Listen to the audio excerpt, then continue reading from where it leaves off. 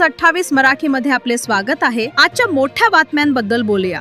निष्काम कर्म हीच खरी पूजा। स्वामी गोविंददेव गिरीजी महाराज महाभारत संदेश कथेने वातावरण चैतन्यमय।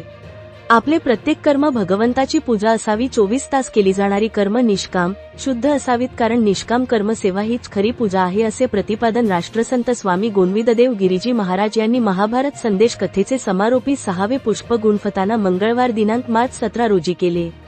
अलकापुरी नगरीत फिरता ज्ञानेश्वरी पारायण सांगता सोहळ्यात पुढे बोलताना स्वामी गोविंददेव गिरीजी महाराज म्हणाले की पांडवांचा राज्याभिषेक म्हणजे शाश्वत जीवन मूल्यांची प्रस्थापना आहे।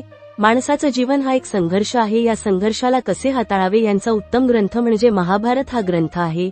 ज्यांना माणसांचे गुण अवगुण कळतात तीच माणसे जीवनात सुखी होतात, हाच संदेश महाभारत कथेतून मिळतो। ज्याला माणूस कळतो त्याला कुणाशी कसे वागावे हे कळते।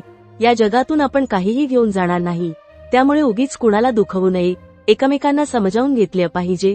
प्रत्येकाच्या अंतःकरणात भगवद्गीता अवतरली पाहिजे।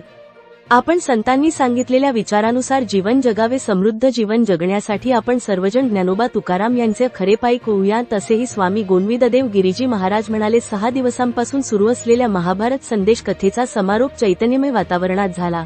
भाविकांच्या चेहऱ्यावरती प्रसन्नता आणि दिव्यतेज दिसून येते होते। सूत्रसंचलन संजय पिंपळगावकर यांनी केले, तर आभार प्रदर्शन उद्योजक श्री जयप्रकाशजी बिहाणी यांनी केले। माजी नगराध्यक्ष श्री हेमंतराव वाडळकर, श्री रामप्रसाद गोडके, श्री नंदकिशोरजी बाहेती, श्री संजयजी बुब, डॉक्टर विनायकराव कोठेकर, श्री रवी कुलकर्णी, डॉक्टर सुनील कुलकर्णी, श्री हरिकिशन शर्मा, श्री राम पाटील, श्री संजय साडेगावकर, श्री अनुप कान्हेकर, प्रल्हाद कान्हेकर यांनी स्वामी गोविंददेव गिरीजी महाराज यांचे पूजन केले। परभणी जिल्हा ब्युरो चीफ उत्तम लोखंडेची रिपोर्ट।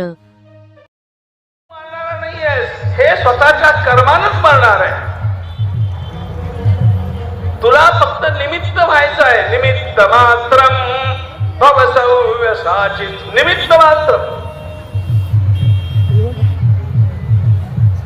याचा अर्थ असा आहे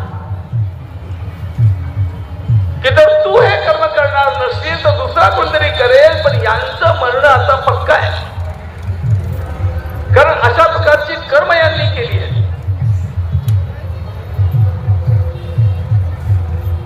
तरी पण असं जर असेल तर भगवान अर्जुनाला एवढ्या विनवण्या कशा करतायत?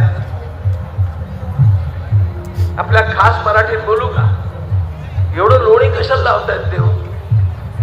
उठ रे बाबा, लढ रे बाबा, अरे बघ रे बाबा, असं नको करू रे बाबा, बाबा बाबा असं का म्हणतायत? भगवंतानं सांगितलं